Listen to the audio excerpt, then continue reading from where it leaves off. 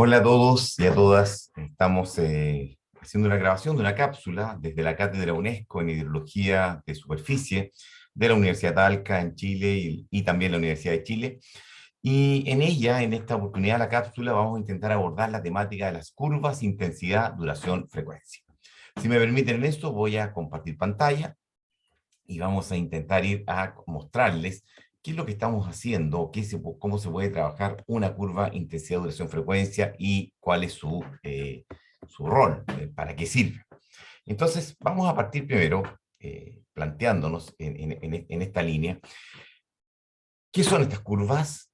¿Por qué surgen? ¿Por qué está o existe esa necesidad de conocerlas y construirlas? Y eso es lo que vamos a intentar ver en esta oportunidad. En primer lugar, señalar que las precipitaciones son el principal aporte de agua en una cuenca. Aportan beneficios, pero también nos ocasionan problemas, principalmente porque por los eventos extremos. Y estos eventos extremos ocurren con periodos de retorno, o sea, entendiendo el periodo de retorno, cuánto demora un suceso en volver a ocurrir, que pueden ser muy variables, 30, 40, 50, 100 años. Y el cambio climático nos está determinando que algunos de estos elementos o algunos fenómenos se están acrecentando, disminuyendo su periodo de retorno, acrecentando en intensidad, en frecuencia, y el periodo de retorno está disminuyendo. Ahora, cuando se caracterizan las precipitaciones, se pueden caracterizar por un monto, por ejemplo, la semana, al día. Pero lo ideal es llegar a la intensidad, y que el concepto de intensidad es la cantidad de lluvia, la altura de lluvia por unidad de tiempo, o milímetros por hora. Y eso, ¿qué nos determina? Nos determina poder discriminar si las precipitaciones son intensas o no. Y la intensidad es mucho más relevante que el monto. Para dar una idea, si me cayeron 30 milímetros en un día, 30 milímetros son 30 litros por metro cuadrado. En todo un día, en 24 horas, puede ser un valor bastante bajo, incluso en promedio, ¿no es cierto? Un poquito más de 1 milímetro por hora. Pero si nosotros lo vemos eso, que cayeron en media hora, entonces ese sí que es un impacto muy fuerte porque son 30 litros por metro cuadrado que cayeron en 30 minutos. Y eso habla entonces de una alta intensidad que me puede provocar lo que señala la fotografía, zonas de inundación. Por tanto, cuando tengo precipitaciones intensas, son las responsables muchas veces de las inundaciones, movimientos en masa o remoción en masa, la socavación de riberas, cortes de caminos, etc. Aquí tengo algunos ejemplos de la ciudad de Concepción en Chile, el año 2006, el antiguo estadio y el terminal de buses estaban totalmente inundados en las crecidas de ese año. Estas se demostraron de diferente manera en la ciudad, donde las inundaciones no solamente llegaron hacia esas zonas, sino a amplias zonas del territorio urbano de esa ciudad, y nos hablan entonces de impactos que son muy potentes y que es necesario analizarlos, considerarlos y visualizar para ver cómo ellos pueden ser mitigados y manejados de mejor manera. Otro ejemplo es un pequeño pueblo aquí localizado alrededor de 150 a 200 kilómetros al sur de Santiago, el pueblo Alicantén. En el año 88 se había inundado, vuelve a haber una inundación el año 2008, y bueno, el impacto es mayor, como ustedes lo ven, el pequeño hospital del pueblo totalmente inundado, y con impacto sobre las áreas verdes, y también incluso sobre, por ejemplo, estaciones de servicio, gasolineras, que pareciera más bien esto una propaganda de turismo, pero desgraciadamente no lo es un impacto negativo.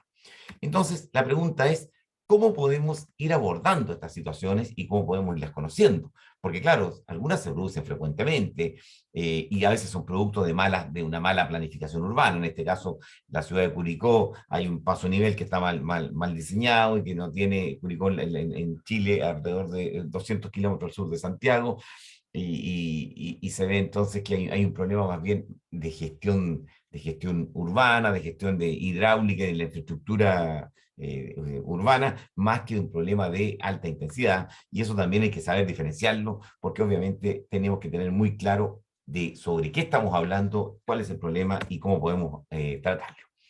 En este caso, entonces, ya vemos ahí un policía viendo un hecho que se repite, no así en el anterior, por ejemplo, que les mostraba en la ciudad de Concepción. Entonces, podemos estudiar estas intensidades máximas para mitigar sus efectos y lograr un adecuado diseño de obras hidráulicas, y esa posibilidad nos la otorgan las curvas de intensidad, duración, frecuencia. ¿Cuál es la gran problemática que nos enfrentamos? Que tenemos fenómenos de precipitación extrema, con inundaciones, movimientos en masa, socavación de ribera, etcétera, como decíamos, pero esto afecta a otras cosas. Afecta en lo principal, vidas humanas, la transitabilidad de personas y mercancías, el deterioro de infraestructura y obras civiles, etcétera. ¿Cuáles son las causas de esto? ¿Por qué se produce? Primero, tenemos la carencia de un conocimiento básico acerca de cómo funcionan los ecosistemas urbanos y rurales frente a lluvias de alta intensidad. Y eso es el elemento que tenemos que intentar generar ese conocimiento, porque con adecuado conocimiento, primero con información, de la información generamos conocimiento, y con ese adecuado conocimiento podemos definir al final buenas políticas públicas. Pero eso es un elemento clave, el conocimiento básico de cómo funcionan esos ecosistemas. Una baja disponibilidad de información hidrológica también es un problema, y más aún ahora que con el cambio climático se han producido situaciones de cambio en las series, cambio en la estadística, y eso nos sitúa en lineamientos de diversa índole, en los cuales tenemos que trabajar muy adecuadamente esos aspectos, porque pareciera que la estadística que teníamos de 30 o 40 años, cuando la teníamos y que era lo más adecuado, lo mejor muchas veces que teníamos, parece que quedó fuera, que no que quedó totalmente desfasada porque parece que han cambiado, sea por arriba o sea por abajo. Y también otra causa es la acción antrópica no planificada, incluso en las instituciones públicas y privadas, es decir, hay instituciones, hay personas que no planifican adecuadamente, no hay una coordinación y eso también nos genera estos problemas. Y tenemos que ver muchas veces si las cosas son cambio climático o son carencia de la gestión territorial. Y de nuevo los traigo a Chile, en la ciudad de Los Ángeles, el año 52. Veíamos la calle Almagro totalmente inundada, como ustedes lo ven, unos señores a caballo y al fondo, estamos hablando de más de 70 años atrás, o casi 70 años.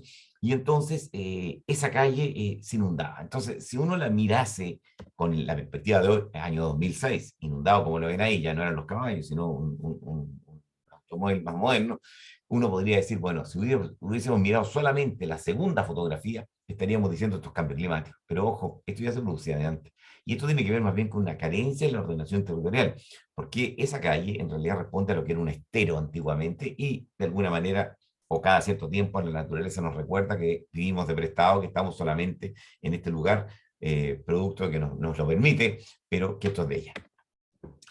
Solamente un detalle anecdótico, ahí la ferretería El Martillo, que sigue existiendo el año 52 y el año 2006, y hasta nuestros días, hasta el año 2021 por lo menos tenemos certeza que existe, y esa ferretería ha sido testigo de una situación que no parece tener que ver con cambio climático, sino con carencias en la gestión territorial. Y eso también son aspectos importantes de considerar. Vamos a las curvas IDF. Las curvas de intensidad, duración, frecuencia tienen por un lado un componente, como bien lo dice su nombre, están muy bien descritas por su nombre. Incorporan la intensidad de la lluvia, la duración del fenómeno climático y la frecuencia que tiene que ver con el periodo de retorno. Entonces, es una representación gráfica de las relaciones entre estas variables. Y básicamente tenemos que trabajar con el concepto de intensidad, que como decíamos recién es la tasa temporal de precipitación, o sea, la cantidad, altura o profundidad de lluvia por unidad de tiempo.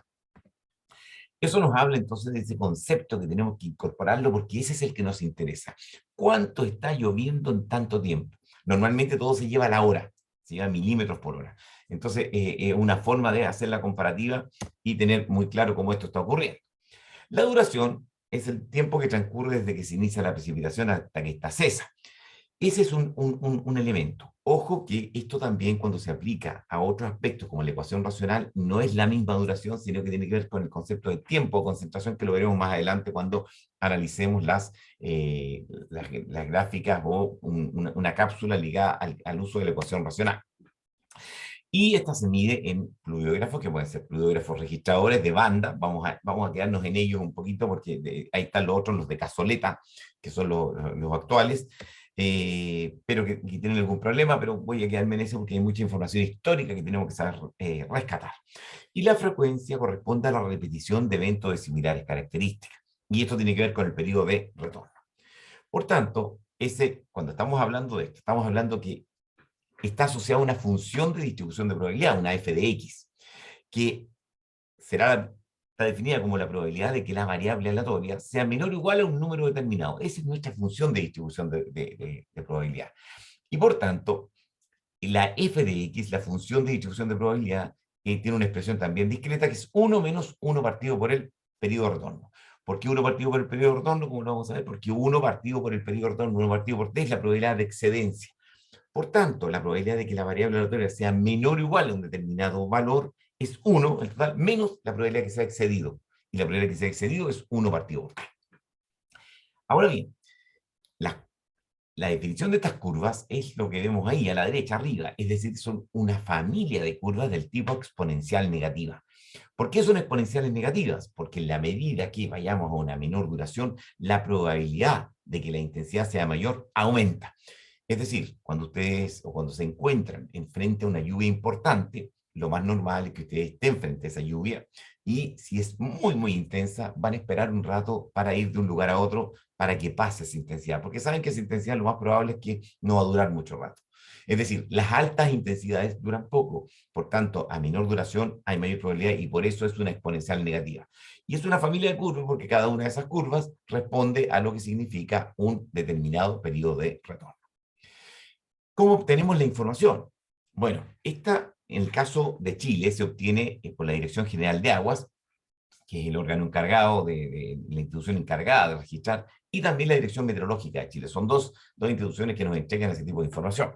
Y esto hay una amplia red de estaciones, pero tienen que ser pluviográficas, es decir, con registro continuo. En el caso chileno voy a mostrar lo que hicimos acá dentro de la cátedra UNESCO y en lo que era el Centro Tecnológico de Hidrología Ambiental de la Universidad de Talca. Buscamos estas bandas, las bandas que tenían registro de los años 60, 70, 80, algunos de ellos registros que estaban guardados y apilados en algunos puntos, los rescatamos y fuimos viendo cómo esto se daba. Ahora, estos registros, para que tengamos claro, tienen ciertas características que son muy bien definidos y que están establecidos en esas bandas, como les digo, que muchos de ustedes las conocen, algunas, como insisto, están ya en desuso, pero estas, si se fijan, suben, ¿no es cierto?, desde un determinado lugar y bajan. ¿Por qué? Porque cuando llegaba hasta acá había un mecanismo de relojería en estos equipos antiguos que permitía que esto cayera. Entonces volvía a llenarse. Por tanto, si uno quiere ser estricto, esta zona de acá tiene que sumarse a la zona de arriba, y de esa manera entonces va sumando las lluvias. Y como tiene un registro continuo, la derivada o los incrementos finitos, podemos llevar los incrementos finitos de esta curva, me está dando la intensidad en función del tiempo. Vamos a ver entonces cómo encontramos las intensidades máximas, buscando en esta información que está totalmente olvidada en algunos casos. Buscamos en este caso bandas pluviográficas. Después voy a ir a lo que significan otro tipo de aspectos y ver cómo esto funciona. Pero dentro de las bandas pluviográficas tenemos distintas duraciones que podemos poner para 15 minutos, 30 minutos, 45 minutos, que nos interesaría mucho. ¿Qué ocurrió? Que en el caso de nuestro, podíamos llegar con ojo humano solamente hasta una hora. Con ojo humano relativamente bien hasta una hora. Muchos de mis estudiantes lo plantearon, entonces, y pudieron trabajarlo, fue un trabajo arduo y muy potente. Entonces, ¿qué es lo que se intentaba hacer? Cuando se hacía a mano, es que buscábamos ciertas cuñas y hay que buscar el valor para una determinada duración más alto del año. Es decir, yo tomo el conjunto de bandas que habían, son 50, muchas de estas bandas son semanales, nosotros tomábamos las semanales, en otros países son diarias por las altas lluvias, pero acá con unas semanales bastante bueno, y eso fue lo que ocurrió. Entonces tomábamos estas semanales, un delta T, por ejemplo, 6 horas, y en 6 horas empezábamos a buscar el valor más alto de precipitación, y encontramos el valor más alto. Detalle importante, hay que hacer un muestreo muy intenso. El muestreo puede ser, por ejemplo, si vamos a hacer de 6 horas, de 0 a 6, de 6 a 12, de 12 a 18, etc. Pero también puede ser de 2 a 8. Me voy desplazando. ¿Por qué? Porque en alguno de esos puntos puedo tener un valor más alto. El problema es que si este trabajo no se hace bien, las curvas IDF al final acusan un error. Y eso ya a esa altura es difícil reincorporarlo. Entonces, mejor muestrear muy bien esta parte para que podamos capturar y que la curva nos entregue una exponencial negativa. Bueno, se va buscando por cuñas y vamos encontrando esta información. Por ejemplo, hay algunos ejemplos, algunas ideas que se dan en la gráfica. Y con ello tengo que llegar a buscar las intensidades máximas. ¿Qué ocurrió? Fíjense en esta tabla. Tengo el año 88, el año 2002. ¿Qué es lo que me está diciendo? Tengo los datos más altos para 1 hora, 2 horas, 6 horas, 12 horas, 24 horas. Esos son los valores más altos que encontré. Si se fijan, en la medida que aumento la duración, el valor, el monto de lluvia también se incrementa. Y eso me da otra situación. ¿Por qué? Porque la intensidad parece que sería al revés. ¿Se acuerdan que les dije que la intensidad sería más alta en la medida que la duración fuese menor? Bueno, lo vamos a llevar todo a milímetros por hora. Por tanto, el primer valor, que es 19,6, va a ser dividido por 1. El segundo valor, 29,4, dividido por 2. Estoy hablando del año 88. Si lo pueden ver, el de las 6 horas, 49,5 dividido por 6, y así. ¿Qué ocurre finalmente? Si se fijan, es que al hacer la división, los datos cambian drásticamente y entonces son más intensos o más alto el monto numérico, el monto del número, mientras menor duración tenga. Y eso me da una idea de que el muestreo fue bien hecho. Y con eso voy teniendo. Entonces tengo el dato para una hora, el año 88 fue 19,6 milímetros por hora. Pero para 24 horas, porque se calcula como un valor medio, lo divido por 20, son 4,2 milímetros por hora. Por tanto, ahí me da un valor más bajo si fuese en esa duración. Y así lo voy haciendo. Hay algunos autores que plantean no solamente una hora, nosotros siempre planteamos una hora y distintos papers que hemos sacado en esta línea, pero hay algunos autores que dicen considere mejor los tres más altos. ¿Por qué los tres más altos? Porque a lo mejor en el mismo año 88 yo tengo un valor tres más altos y el tercero más alto supera incluso al primero de otro año. Nos incrementa el número de datos y además nos hace un más representativo esto. Y esto es bastante relevante, especialmente ahora cuando tenemos problemas de cambio climático en los cuales podríamos tener situaciones que habría que considerar muy adecuadamente para esto. Después de esto, y yo tengo toda la información, voy a volver toda la información para cada una de... Entonces, para cada duración, por ejemplo, si es para esta, tomo el valor todo para una hora y lo ajusto a una función de distribución de probabilidad.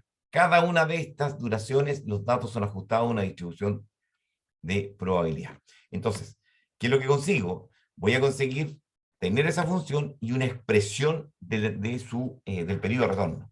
En este caso, nosotros, en el caso chileno, nos ha sido muy útil la función de Gumbel, que algunos de ustedes la conocen, básicamente es E elevado a menos C elevado a menos sigma, factor de X menos mu, donde sigma y mu son los parámetros a ajustar, y eso se hace, digamos, por el método de los momentos, y eso nos da la certeza de que podemos estar ajustando. Obviamente que también hay que hacer medidas de bondad de ajuste. Ahí está cómo se ajustan los dos parámetros en términos del método de los momentos y cómo esto se da. Ahora, ahí están, por ejemplo, para las duraciones que estábamos viendo, el valor es muy sigma y ya tenemos ajustada la función. Lo que sí nos falta es ver las medidas de bondad de ajuste, las goodness of fit, que se llama, ¿no? Y estas medidas nosotros usamos dos normalmente, el test de Kolmogorov-Smirnov y el R cuadrado. El test de Kolmogorov-Smirnov toma los valores, las frecuencias teóricas con la frecuencia observada de la función. Ya lo vimos en otra cápsula. Hace la diferencia y toma el valor, la diferencia más alta. Y ese es el decalculado, el valor y lo compara con un valor de tabla. Comparado con el valor de tabla, pues, si el valor calculado es menor que el valor de tabla, entonces se acepta que el ajuste es válido al 95% de confiabilidad si tomamos el alfa .05. ¿Ya? Y eso es el caso del test de Kolmogorov-Smirnov. Entonces ahí tienen el ejemplo, tienen el decalculado, que es la diferencia máxima entre el valor observado y el valor teórico. El teórico es el que entrega la función de Gumbel o la función de distribución de probabilidad que se puede elegir. Y esa diferencia la tenemos en D sub C. Y lo contrastamos con un valor de tabla que ya ven que es el mismo. ¿Por qué? Porque está elegido para un .05, alfa .05, y para los grados de libertad correspondientes. Y eso aprueba el ajuste y la son aprobados, y además tenemos un R cuadrado bastante alto. Normalmente un R cuadrado alto señala que el Kolmogorov-Smirnov está siendo aprobado. Como detalle, si tienen que elegir entre los dos, Kolmogorov-Smirnov es mejor, mucho mejor que R cuadrado. R cuadrado me da qué proporción de la variación total de los datos explicada por el modelo, pero Kolmogorov-Smirnov tiene la ventaja de que lo hace mucho más analíticamente. Bueno, entonces con eso ya puedo tener una expresión del R cuadrado, y con esto ya podemos llevar, ya tenemos asociado la intensidad. Por tanto, solamente lo que tengo que hacer de la función de Gumbel, voy a despejar, y tengo las intensidades de precipitación asociadas a distintas duraciones y distintos periodos de retorno. O sea, por ejemplo, para la duración 10 horas, yo tengo aquí una serie de valores, y estos valores salen nada más que yo despejo del f de x, 1 menos 1 partido por t, ¿no es cierto? Donde coloco t igual 10, eso me va a dar 0,9, ingreso con el valor 0,9, despejo el valor de la variable aleatoria, y me va dando que para una hora es 23,3 milímetros por hora, para 2, 18,4, etc. Y así para cada una. Cada una de estas tiene su propia función y con la cual se analizó, y tengo esta serie de datos. Con estos datos ahí está el despeje de la función de Gumbel. Puede ser cualquier otra, Goodrich, log normal, Pearson 3, la que vaya, la que les es más cómoda para sus datos. Les digo que acá en Chile, por lo menos, Gumbel, en el comportamiento de las curvas de intensidad, duración, frecuencia, ha sido bastante dúctil y no ha sido muy fácil de aplicar. Por tanto, normalmente vamos en esa línea. ¿Qué pasa entonces? Podemos llegar a un diseño gráfico de las curvas intensidad, duración, frecuencia. Y este diseño gráfico tiene la característica de que, como tengo toda esta información, tengo la información asociada a distintas duraciones y periodos de retorno, como ya lo veíamos, me permite entonces llegar a esta expresión. Y ahí tengo la expresión de las curvas intensidad, duración, frecuencia. En este caso, la estación en Valsedigua, fíjense, si hubiese habido error en los datos, si el muestreo no fuese el adecuado, les aseguro que algunas de estas curvas en alguna parte habría tenido algo así. Es decir, habría salido mal.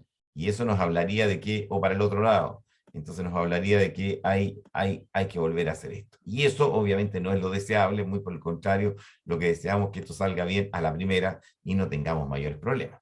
Y eso obviamente pasa por un buen muestreo al inicio de hacer este proceso. Ahora, yo ya tengo un diseño gráfico de las curvas de intensidad, duración, frecuencia. Si quisiera hacer un diseño matemático de las curvas de intensidad, duración, frecuencia, puedo ajustar, y para ese caso se puede usar la ecuación. Hay distintos modelos. Está la ecuación de log-Bernard o Bernard. Nosotros usamos aquí está el modelo de Bernard, por ejemplo, en el año 32, donde se ajusta el conjunto de datos a esta función, donde la intensidad es igual a K. K es un parámetro que hay que ajustar por el periodo de retorno elevado a m, otro parámetro a ajustar, dividido por d, que es la duración, elevado a n. Entonces, ¿cuáles son los que tenemos acá que ajustar? K, m y n. Esos son nuestros parámetros. Y dicho eso, entonces, yo puedo linearizar la función, llegar a un logaritmo igual logaritmo k más m, logaritmo t menos n, logaritmo d, si lo quieren logaritmo natural da lo mismo, y entonces podemos sacar a partir de eso los valores. Entonces, cuando sacamos el valor de a sub 0, ¿no es cierto? A sub 0 es el logaritmo de k, entonces hay que aplicar antilogaritmo para sacar el k, y a sub 1 y a sub 2 son los valores directos que nos va a dar, y con eso podemos ajustar muy bien. ¿Cuál es la idea? Que lleguemos a un modelo que tiene tales características. Voy a borrar esto para que quede más claro, y ese modelo tiene que tener una situación bien definida. Estos son los datos reales, ¿se fijan? Aquí partí aquí tengo los datos de intensidad, los datos de periodo de retorno y los datos de duración. Entonces, para la misma duración, 60 minutos, coloco todos los datos para distintos periodos de retorno, y estos son los datos de intensidad. Y así sucesivamente hacia abajo. Y por tanto, a través de una regresión lineal múltiple, puedo llegar a los datos estimados y tengo una estimación, y lo cual me permite llegar a esa función continua. ¿Por qué es bueno? Porque una función continua no tengo que estar interpolando. En cualquier momento puedo hacer el cálculo de la intensidad. Y puedo llegar, por ejemplo, a esta expresión que me da o me permite llegar a una muy buena definición de cómo se comporta esta estructura, y donde sí tengo que aplicarle también algunas medidas de bondad de ajuste. Por ejemplo, un R cuadrado o un error estándar de estimación. El R cuadrado me dice qué proporción de la variación total de los datos me lo explica el modelo. Pero lo que sugerimos siempre es usar el error estándar de la estimación. Y la idea es que el error estándar no supere a 1 milímetro por hora en todo esto. En este caso, nosotros usamos el R cuadrado, la prueba U de Mann-Whitney, que también es otra prueba interesante de usar, es para datos no paramétricos.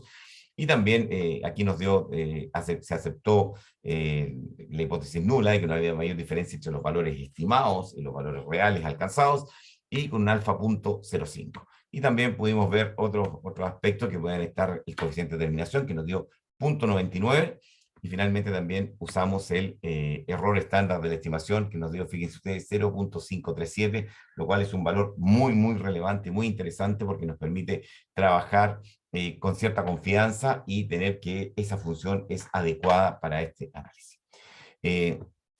Con esto dejo de presentar, agradecerles la atención, y esta cápsula la hemos llamado la intensidad, duración, frecuencia, pero nos queda una gran duda.